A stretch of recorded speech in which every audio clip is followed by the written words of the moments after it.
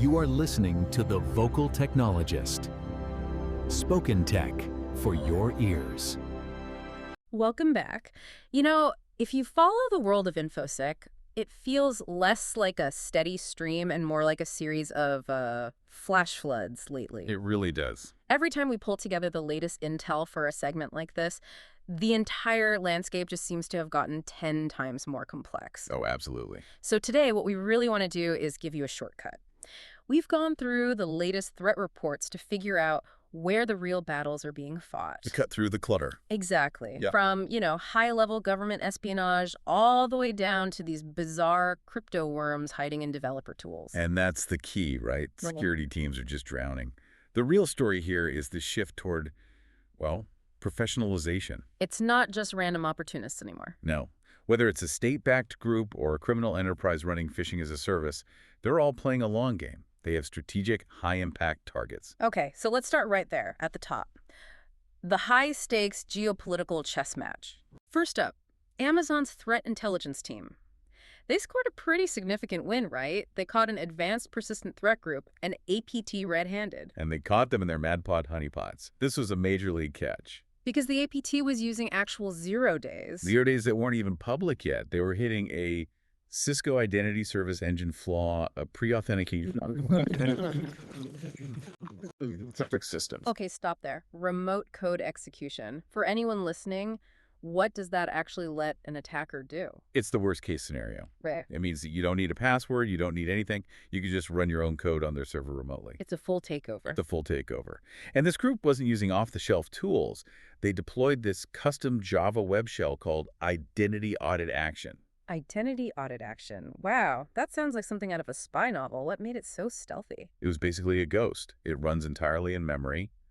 And the really sophisticated part is its use of Java reflection for threat injection. So it's rewriting itself on the fly. In a way, yeah. It hides deep inside running processes, so standard antivirus tools that are just looking for malicious files on the disk. They'd never see it. That just screams state-backed, big budget, lots of patience. Exactly. And if you connect that very technical attack to the bigger picture, it just confirms what we're hearing from intelligence chiefs. Like the warning from Australia's spy chief. Right. He warned that authoritarian nations are moving past just spying and are now willing to commit high-impact sabotage against critical infrastructure. The goal is shifting. From just stealing data to being able to cause disruption. Mm-hmm. And we saw a version of that here in the U.S. with that confirmed attack on the Congressional Budget Office. Where they suspect a foreign actor got in. Yeah, and think about what they could get. Emails between the CBO and Congress. That's not random data. That's high-value strategic intelligence. And speaking of strategic capabilities, the curtain really got pulled back with that massive data leak from the Chinese cybersecurity firm NPM. Oh, that was fascinating. Because it wasn't just a list of targets. No, it was specifications for cyber weapons, actual source code for their hacking tools, even details of their collaborations with the government. And a list of 80 foreign surveillance targets they had apparently already compromised. Right. So the question is, does that leak still give other attackers an advantage? Well, that's what I was wondering. I mean, surely the global intel community is all over that, reverse engineering everything, right? They are. But the leak gives everyone an unprecedented playbook. It confirms capabilities that were only suspected before. It's like they handed over the architectural blueprints for their entire offensive program. So that's the geopolitical chess match. But let's be honest, for most companies, the biggest threat isn't some custom Java shell. It's the same old story, isn't it? It's the keys to the kingdom left under the doormat. Let's talk about Active Directory. Still the authentication backbone for, 90% of the Fortune 1000? Roughly, yeah. And it is the single point of failure that just keeps on failing. I mean, the stats are brutal. Compromised credentials are in, 88% of breaches? And we just saw it with the Change healthcare breach. A full AD compromise because of one account that was missing multi-factor authentication. Just one account. And that cascaded into total network control. I feel like we say fix your AD every single year. Is this just security Groundhog Day? What are the big weaknesses right now? It's not just missing MFA. It's the legacy debt. It's weak passwords. It's those service accounts that have way too many permissions. And never expire. And admin credentials cached in memory. We're even still seeing exploits against ancient protocols like NTLM. Yeah. It just needs to be retired. And how are they getting those first credentials? I mean, phishing as a service has gotten terrifyingly good. Tell us about this quantum root redirect. This is a huge leap for phishing. It's targeting Microsoft 365 users, mostly in the US, and it's built specifically to evade detection. How does it do that? It uses automated bot filtering. So if a security scanner from Google or Microsoft clicks the link, it gets redirected to a harmless site. But a real person. A real person gets sent to the real credential harvesting page. It's smart. And they're using about 1,000 domains for this, so it's a massive automated criminal business. And once they get those credentials, the consequences can be, well, immediate, like what we saw with the Call Zero pre-ransomware group. They've been on a rampage. They're exploiting a critical RCE 0-day in Oracle e-Business Suite. Another RCE. Another RCE. And the attacks just exploded after some proof of concept code was leaked online.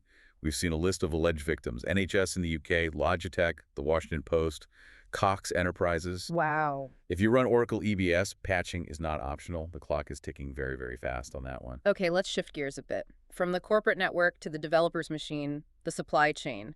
This is where things get really interesting and, frankly, a little weird. You're talking about the NPM worm. The NPM worm. This massive spam campaign that flooded the JavaScript registry with over 67,000 fake packages. What was that about? They called it IndonesianFoods for some reason. It was worm-like, it was self-propagating through old JavaScript files, but the motivation is what's so strange. Right. It wasn't about stealing data. No. They were trying to monetize the spam through something called the T protocol. They were just trying to inflate their impact scores to earn crypto tokens. Wait, so they built a massive self-propagating worm just to game a blockchain for some crypto. That's what it looks like. That is not traditional cybercrime. That's economic weirdness driven by tokenomics. It shows you how motivations are diversifying. But the developer-focused attacks get way more sophisticated than that.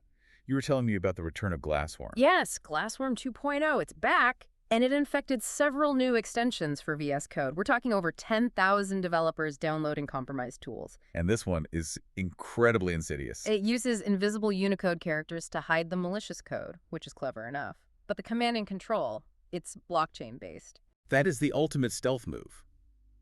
There's no server to take down.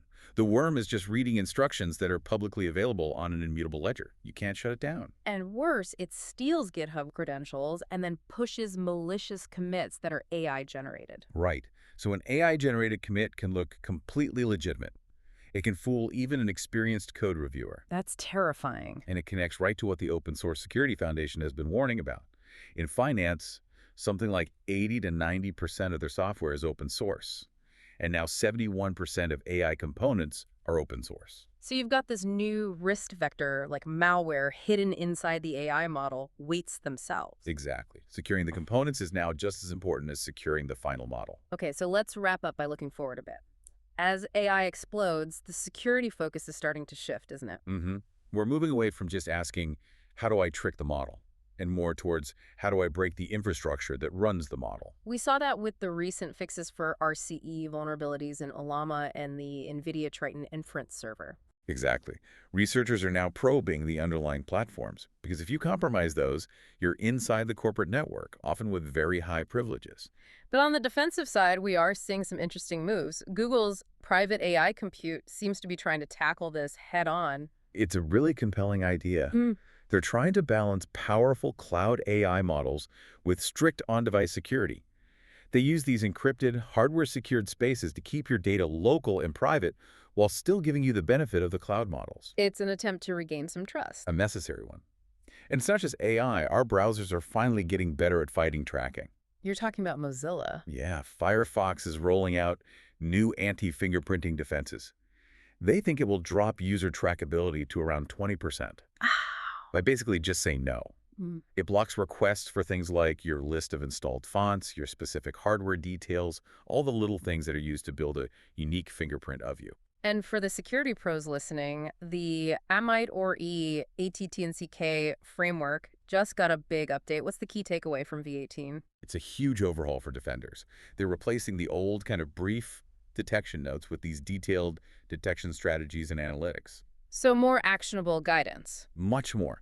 It connects attack techniques directly to specific log sources, which is huge for threat hunting, and it's expanding into modern environments, Kubernetes, CI/CD pipelines, cloud databases. It's a really necessary evolution. So as we close out this vocal technologist segment, let's bring it all together. The threats we're seeing, they really feel like they fall into three buckets. They are systemic. Like the GlassWorm in the developer supply chain. They're strategic, like the state actors hitting the CBO, and they are absolutely structural, highlighted by that never-ending weakness of Active Directory. Absolutely. Defense in depth is no longer a buzzword. It's the only way. You have to be patching urgently, things like that Oracle flaw, Synology devices, Cisco ISE, and you have to assume any endpoint, especially a developer's machine, is production infrastructure. You know, we've covered a lot, but there's one more thing that connects these state actor threats.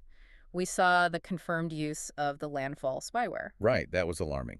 It used a Samsung zero-day, delivered through a malicious image file sent over WhatsApp. To get full control of the device? Full control. It shows these zero-day capabilities aren't theoretical. They're being actively deployed against real people. So here's the thought we want to leave you with.